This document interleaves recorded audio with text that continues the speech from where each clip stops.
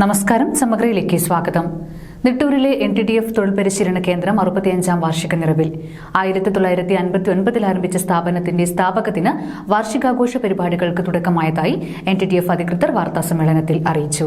NTTFന്റെ പാലയാട് കേന്ദ്രത്തിൽ ചരിത്ര ചിത്ര പ്രദർശനം, നൈപുണ്യ പ്രദർശനം, സാങ്കേതിക പ്രദർശനം തുടങ്ങിയവയും അനുബന്ധ പരിപാടികളും തലശ്ശേരിയിൽ ഫ്ലാഷ് മോബ്, വിളംബര ഘോഷയാത്ര എന്നിവ നടത്തും. വാർഷികാഘോഷ പരിപാടി നവംബർ 24-ന് പാലയാട് അസാപ് പരിശീലന കേന്ദ്രത്തിൽ സമാപിക്കും. രാവിലെ 10-ന് ചേരുന്ന സമാപന സമ്മേളനത്തിൽ കേരള നിയമസഭാ സ്പീക്കർ അഡ്വക്കേറ്റ് AM ഷംസീർ മുഖ്യ അതിഥിയായി പങ്കെടുക്കും.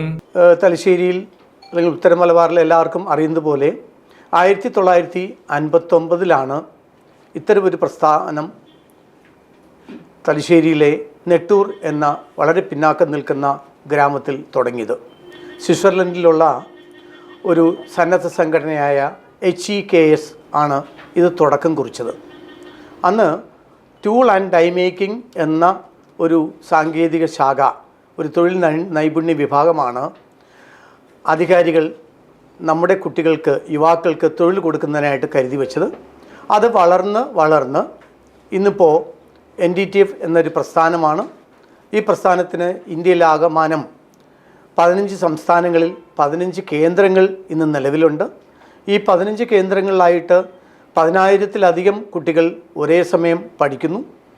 കൂടാതെ NTTFന് മറ്റ് പല ശാഖകളിലായിട്ട് യുവാക്കൾക്ക് തൊഴിൽ നൈപുണ്യം കൊടുക്കുന്നതിന് പദ്ധതികൾ നടപ്പിലാവുന്നു.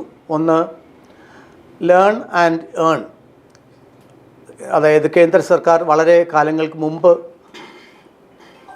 തുടങ്ങി വെച്ച ആ പദ്ധതി പ്രകാരം യുവാക്കളെ ഞങ്ങൾ കമ്പനികളിലേക്ക് റിക്രൂട്ട് ചെയ്യുന്നു.